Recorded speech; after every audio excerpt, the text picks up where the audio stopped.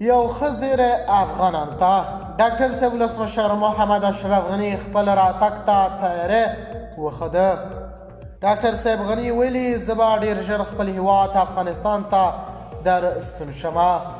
د 2024 کال کې په ښاغلي ولسمشر محمد اشرف غني باندې زیاتې څېړونکو افغانانو دا انتقاد کوه چې ولې بیرته خپل هیواد افغانستان ته نه ستنېږي.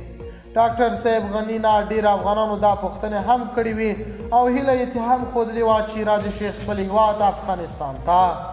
او د طالبانو حکومت هم دا ویلي چې موږ هیڅ چا ته زیان نه رسوو او د هر چا امنیت به نیسو. کولی شي چې په ډاډه زړه خپل هیواد افغانستان ته راستنه شي. خو ولسمشر محمد اشرف غني یو سخت شرط ایښودی دی چې د رسنیو په خبرو دغه شرط به هیڅکله هم پوره نه شي. د باور ټي وي چینل درنو لیدونکو سلام، ستړي مه شئ، وخت مو په خیر. هیله لرم چې جوړ او روغ به یې په سر کې یادونه کوم. که باور ټي وي چینل مو نه وي سبسکرایب کړی په درنښت سره باور ټي وي چینل سبسکرایب کړئ.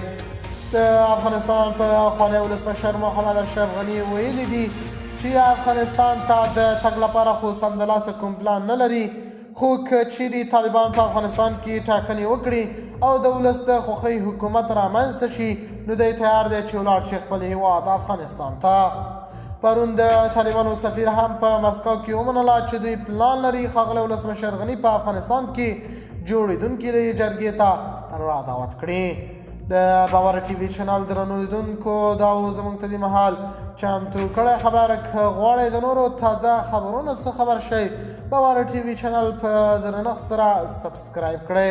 د الله په امان، تربیه، خیر چارې.